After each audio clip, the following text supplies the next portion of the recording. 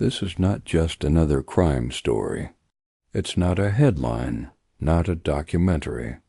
It's a confession, a retelling in the voice of a young man named Sami, who grew up in Istanbul, whose untreated illness and neglect led to horror on the city's ancient walls. Viewer discretion advised.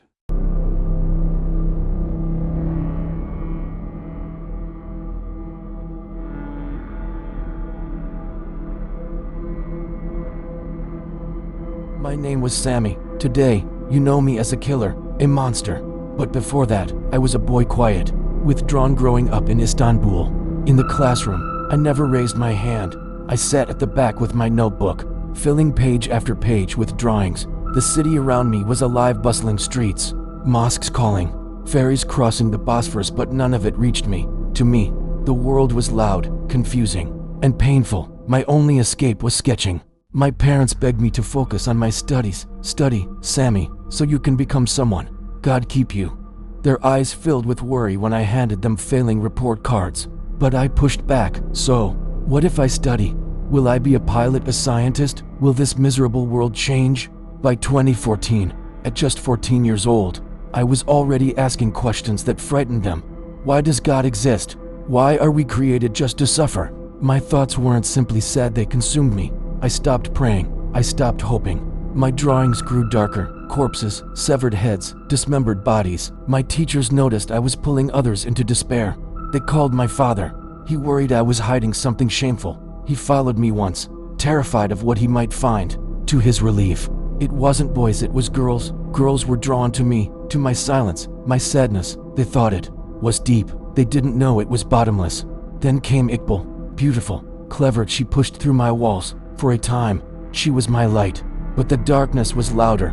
I told her my disgust for life. Slowly, she began to repeat it. Her family worried, teachers whispered. Still, she stayed by me. And then, one night in 2015, I convinced her, let's leave this world together. We went to the farmland on the outskirts of Istanbul, where the city's concrete gives way to fields. With a blade in my hand, we tried to end it, but someone saw us. The police came.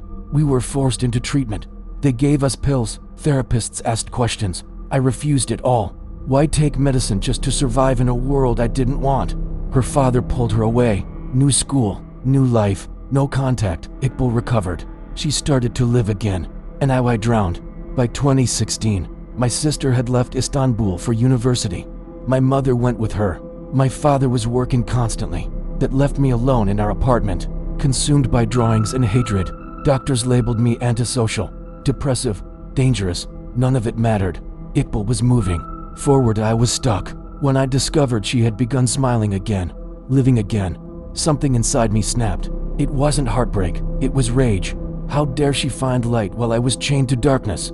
I decided to hurt her in the cruelest way.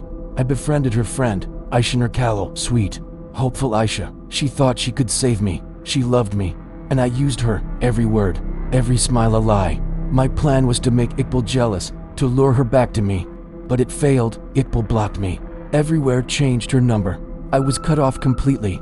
I dropped out of school, took a job at a small butcher shop in Istanbul, cutting meat, bone, flesh. It made a twisted kind of sense. I bought sharper knives, telling myself they were for work. But I knew better. Deep inside, I knew what they were really for. Alone in my apartment, I found a book called Kukla, the doll. It told the story of a serial killer who murdered 6 people to build a perfect creation. To me, it wasn't fiction. It was instruction. I made my own list. 6 names. At the top, Iqbal. On it too, Aisha. Drugs numbed me. I stole from home to buy more. My mother and sister were gone. My father was never there.